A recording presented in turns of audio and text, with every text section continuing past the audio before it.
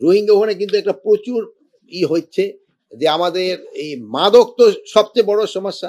মাদক আসে বা মাদকের পরিবর্তে আমাদের এখান থেকে অনেক সময় চাউল, সার এগুলিও চলে যাচ্ছে এবং অন্যান্য সামগ্রীও চলে যায়। ঔষধ-টৌষধ তো যাচ্ছেই। এটারে কিভাবে রোধ করা যায়? এই ইসের ক্ষেত্রে দেখা গেছে যে সারের ক্ষেত্রে আপনার এটা শুধু ওই কক্সবাজার বা চিটাগাঙে থেকে না, এদিকে যে বরগুনা, পটুয়াখালী, ভোলা এইসব এলাকা থেকেও কিন্তু এই চাউল এবং সার চলে যায়। এই জন্য আমরা স্পেশালি যেতে এটা সাগর দেওয়া যায় নেভি এবং কোস্টগার্ডকে আমরা ইনস্ট্রাকশন দিছি এটা যেন হোক এটা বন্ধ করতে হবে। আর আমাদের থেকে যায় এইসব জিনিস আর আসে হলো মাদক, যেটা নিয়ে কোনো নাই, যেটা ক্ষতি ছাড়া ওটার কোনো লাভই নেই, শুধু ক্ষতি আর ক্ষতি। এটারে কিভাবে বন্ধ করা যায় এটা। আরেকটা আপনারা জানান যে মিয়ানমার যে যে আরাকান আর্মিটা কিন্তু বেঁচে আছে মাদকের উপরে, কিন্তু একটা হলো ভালো খবর হলো মাদকের ধরা কিন্তু অনেক বেড়ে গেছে। মাদকের ধরা কিন্তু অনেক বেড়ে গেছে। ওইটা আপনি একটা বুঝতে পারবেন যে সময় ধরা বেশি যায় সে সময় দেখবেন যে আপনারা তো আরো এই খবর বেশি রাখেন আমার থেকে, সেরকম মাদকের দাম বেড়ে যায়। যেসব ধরা বেশি হলে পাওয়া যায় কম, দাম বেড়ে যায়। তো এই ধরাটা হচ্ছে এবং আইটারে কিভাবে একেবারে সমূলে বিনষ্ট করে দেওয়া যায় এই জন্য আমাদের একটা চিন্তা ভাবনা আছে এটারে। আর আমাদের থেকে যেন কোনো অবস্থায় সার এবং এই চাল যেন না যেতে পারে এই জন্য সর্বাত্মক ব্যবস্থা আমরা নিব।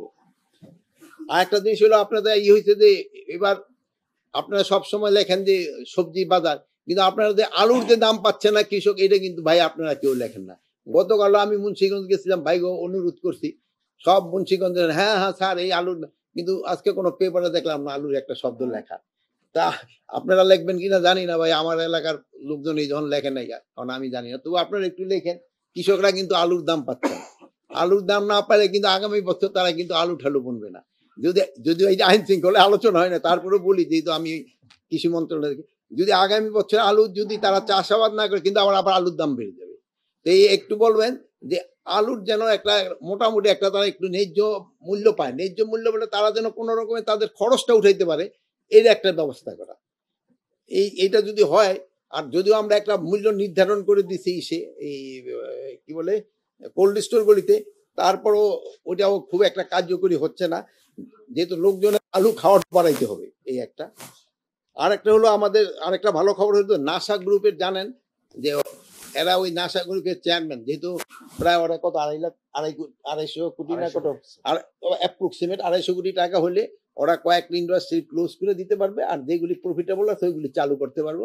তো নাসা গ্রুপের চেয়ারম্যান কালকে উনি সাইন করে দিয়েছে ওনার সম্পত্তি বিক্রি করার জন্য। এতদিন উনি রাজি হয় না বিক্রি করতে, বাট গতকালকে উনি রাজি হয়েছে। এখন এইটা এই সমস্যাটা সমাধান হলে আমাদের শ্রমিক ভাইদের সমস্যাটা সমাধান হবে।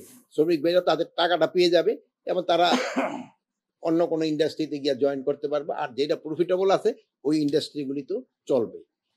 এইগুলির উপরে সবচেয়ে বেশি আলোচনা হয়েছে। তারপরে ধরেন তো ইলেকশনের ব্যাপার তো একটা সবসময় থাকেই, ওই ব্যাপারগুলো আমাদের আলোচনা হয়েছে।